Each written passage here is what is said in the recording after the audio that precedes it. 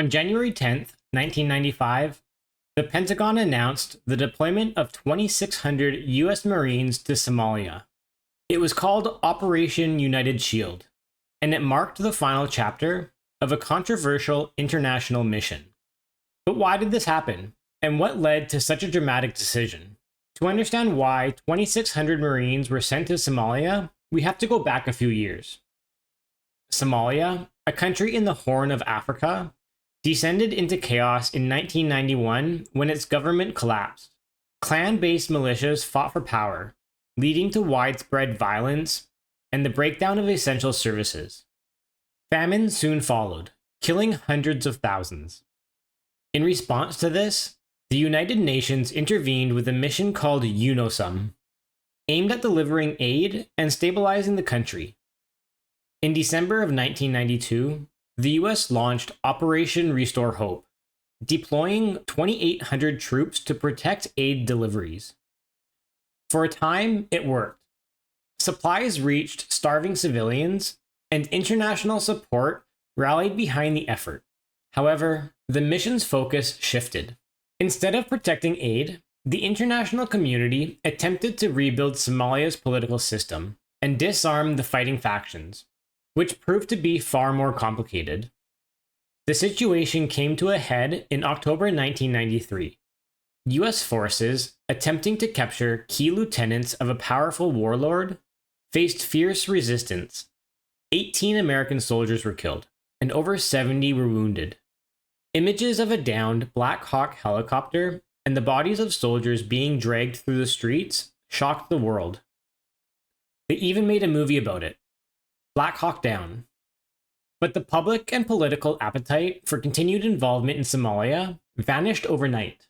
By 1995, the international community had made the difficult decision to withdraw. The United Nations peacekeeping forces, which had been in Somalia since 1992, were now tasked with safely exiting a country still plagued by violence. This was no small feat, given the ongoing power struggles and hostility toward foreign intervention. And that's where the US Marines came in. On January 10th, 1995, the US Pentagon announced Operation United Shield. The mission's goal was clear but challenging: to ensure the safe withdrawal of the remaining UN peacekeepers while avoiding casualties. 2,600 Marines were deployed, supported by naval ships and aircraft stationed offshore. The operation involved extensive planning. The Marines established secure zones, conducted renaissance missions, and coordinated closely with the United Nations to time the withdrawal perfectly. The operation was not without risk. Somalia militias were still heavily armed, and any misstep could have led to violence.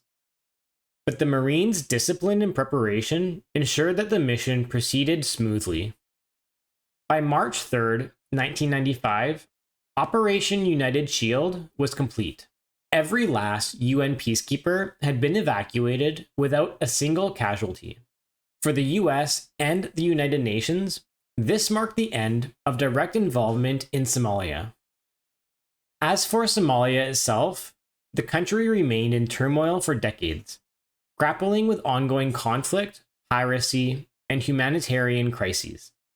International efforts to stabilize Somalia continued in different forms, but the events of the 1990s left a complicated legacy. Operation United Shield was a moment that forced the world to confront the limits of international intervention. How do you help a nation in crisis without becoming entangled in the conflicts?